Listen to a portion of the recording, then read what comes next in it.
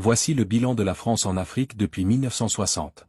En 2003, après plusieurs enquêtes sur le continent africain, l'historien français François-Xavier Verschave a déclaré ceci. La France-Afrique est le plus grand scandale de la République française. Fin de citation. C'est ainsi qu'il va publier le résultat de ses enquêtes dans son ouvrage intitulé La France-Afrique, le plus grand scandale de la République. Et donc, depuis 1960, le général de Gaulle qui n'a jamais voulu donner l'indépendance aux Africains va rapidement faire semblant aux yeux de la communauté internationale pour organiser une mascarade d'indépendance alors qu'en réalité, c'est toujours la France qui allait continuer à décider officieusement à la place des Africains. C'est ainsi que le général de Gaulle va créer la France-Afrique. La France-Afrique est un système mafieux qui permet à tous les présidents français de dominer les pays africains à travers les présidents africains vassaux qu'ils ont placés à la tête de ces pays africains. C'est à travers ce système que les présidents français arrivent à imposer des présidents à la tête des pays africains. Aucun homme politique africain ne peut devenir président sans passer par l'Élysée.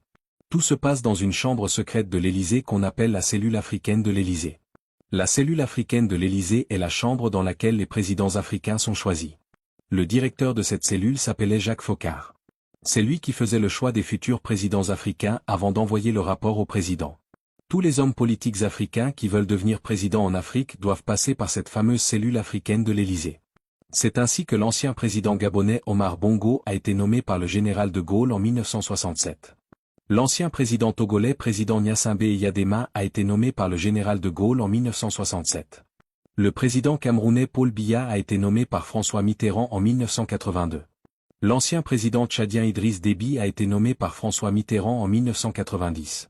Le président congolais Sassou Nguesso a été nommé pour la première fois par Valéry Giscard en 1979 et pour la seconde fois par Jacques Chirac en 1997.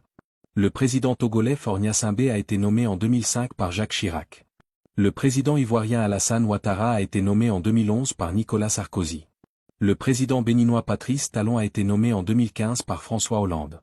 L'ancien président malien Ibrahim Boubacar Keïta a été nommé par François Hollande. Le président tchadien Kaka Déby a été nommé en 2021 par Emmanuel Macron. Tout cela voudrait dire que les élections en Afrique ne sont que de la plaisanterie.